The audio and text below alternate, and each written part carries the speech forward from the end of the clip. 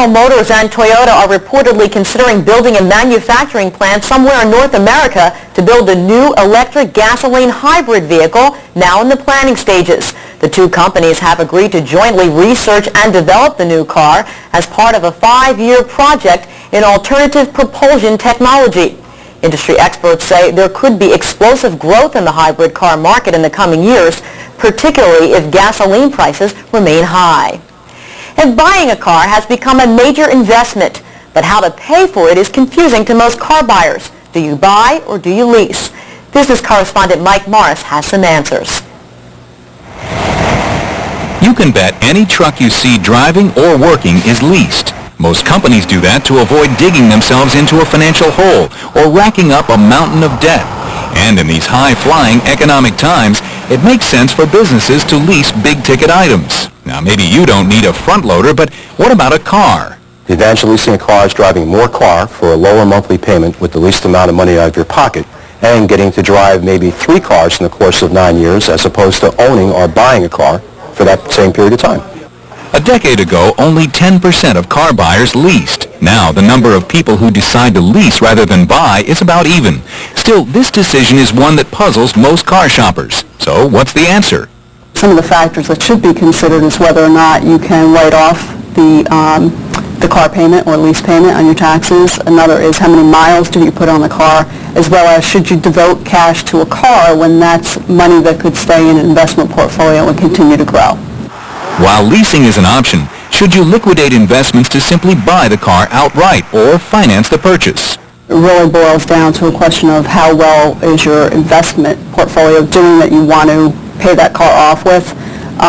If your interest rate is lower than your investment rate of return, it's probably best to keep the assets in your portfolio and let them keep growing.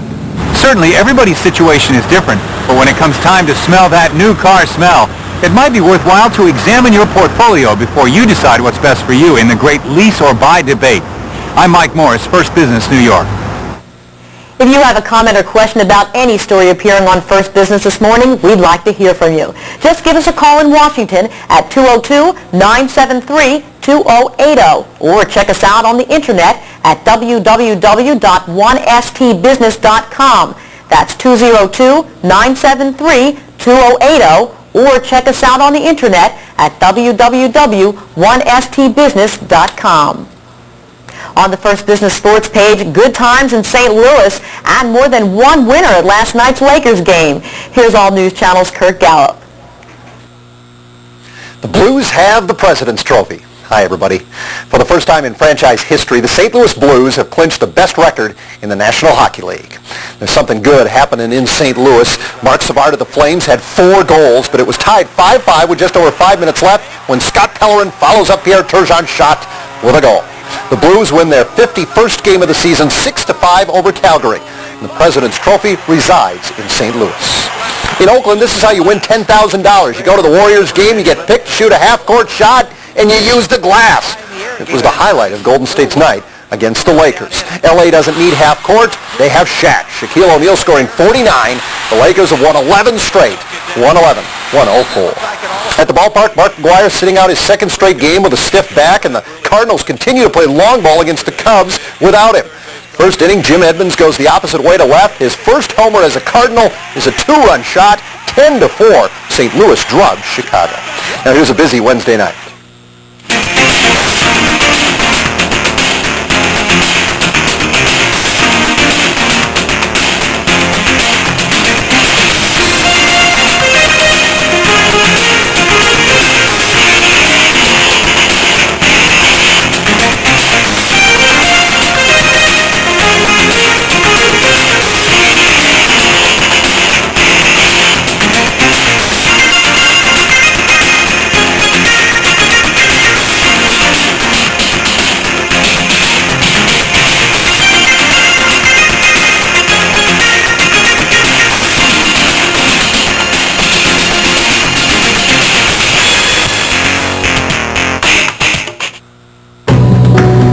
Of your estate gone. Without proper planning, 2/3 of everything you've worked so hard to acquire could go to the government. Call Solomon Smith Barney at 1-800-EARNS-IT, extension 356, and see how a simple will isn't enough. Get your free special report, 10 Strategies for Preserving Your Wealth. You'll learn how to shelter up to $1 million by 2006. Why it may pay to retitle your assets. And whether you should own life insurance in your own name.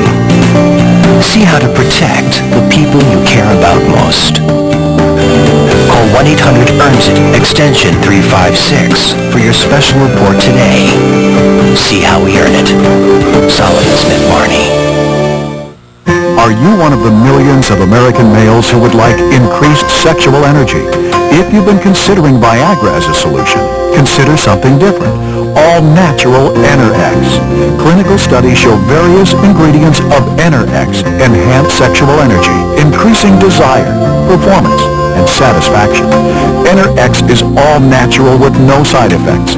With Enerx, you'll feel the increased energy within minutes and with no chemicals. We're so sure you and your mate will be completely satisfied. We'll offer you a 30-day, no-questions-asked, full refund. Enerx stimulates sexual energy by expanding the blood vessels, causing increased blood flow to specific areas of the body.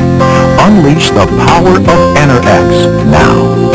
Call 1-800-382-2680 in the next 10 minutes and find out how you can save 30% off the retail price. Take advantage of our special TV offer. Call 1-800-382-2680.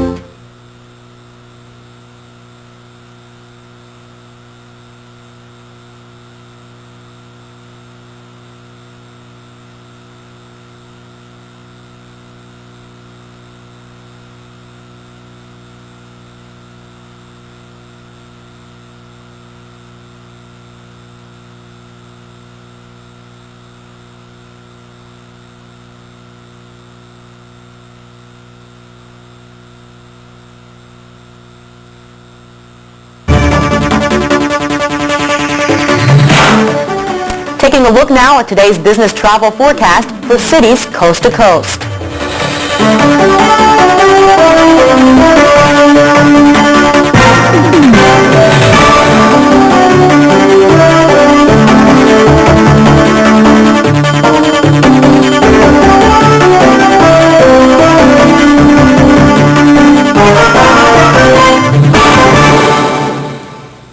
Looking ahead to tomorrow morning, rain in the northwest along the Mississippi River and stretching to the northeast, partly cloudy in the south. And in commodities markets, grain and soybean prices closed mostly higher on the Chicago Board of Trade, rebounding from Tuesday's sell-off. Wheat for May delivery up half a cent, May corn unchanged at $2.32 a bushel, and May soybeans gaining 4.5 cents to $5.43 a bushel. Meanwhile, over at the Chicago Merc, live cattle rose frantically, May pork bellies down. And checking precious metals trading at the open of the European markets this morning, gold lower at $280.50, down 50 cents from the New York close. Silver also opened down at $5.07 an ounce, 2 cents off the New York close. America Online and Gateway have introduced a new line of low-cost internet appliances aimed at allowing users to easily connect to the internet. Gateway plans to design 3 so-called appliances enabling users to connect with AOL from the home. There'll be a countertop appliance that can be mounted under a kitchen cabinet, a web pad that makes a wireless connection via a home base station, and a heavier desktop model. All are expected to cost less than $500. Scientists shed new light on an alleged cancer-fighting supplement. That story and more in this morning's Business Briefs. Here's First Business correspondent Bob Urich. We start with a study that challenges the belief that shark cartilage contains some sort of cancer-fighting substance. The supplements are sold based on the idea that sharks don't get cancer. But at a cancer research meeting in San Francisco, one scientist says he's proven that sharks do get cancer, and cartilage drugs are worthless as a cancer fighter. Shark cartilage proponents dismiss the latest study, saying it's nothing new. They admit that sharks can get cancer, but it's far less common in sharks than any other ocean creatures. The Postal Service is launching a new service that would allow people to pay their bills online. For a fee, you could pay the phone company, the electric bill, and more. The post office would handle the transactions and electronic security. Log on to USPS.com for more information. Traders are licking their lips for shares of donut maker Krispy Kreme. The 63-year-old donut company is now on the NASDAQ. Wednesday's initial public offering of 3 million shares of common stock started at $21 a share, but the stock quickly climbed more than 75% of its initial price. Well, I'll tell you, after the day the NASDAQ had yesterday, I think anything that's not a technology stock, as low-tech as you can go, the better, and I think Krispy Kreme probably qualifies for that. The food service industry has been struggling lately on Wall Street, but analysts predict the cult-like following of Krispy Kreme may be able to buck the trend. Bob Urich, First Business. Turns out not all mail delivery is the same. A new survey shows the timeliness of your delivery could depend in part on where you live. The tracking survey by the accounting firm PricewaterhouseCoopers shows the best delivery record of overnight mail is in Albany, New York, Billings, Montana, Omaha, Nebraska, and Wichita, Kansas, with 96% of all text letters being delivered the next day. The worst place in the continental U.S., Richmond, Virginia, with a 90% delivery rate. And for more information about First Business, don't forget to check us out on the World Wide Web. Pay us a visit at www.firstbusiness.com. That's www.1stbusiness.com. And for all of us here on the First Business News team, I'm Trish McShane in Washington. Thanks for joining us.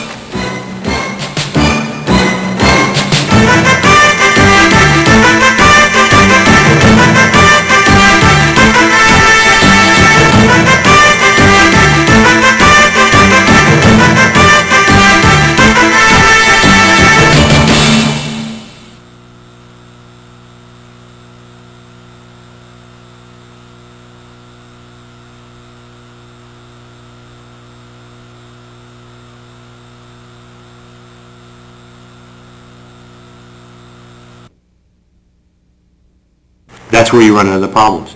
And that's where, when you have the fence fundings issue as a contributing factor,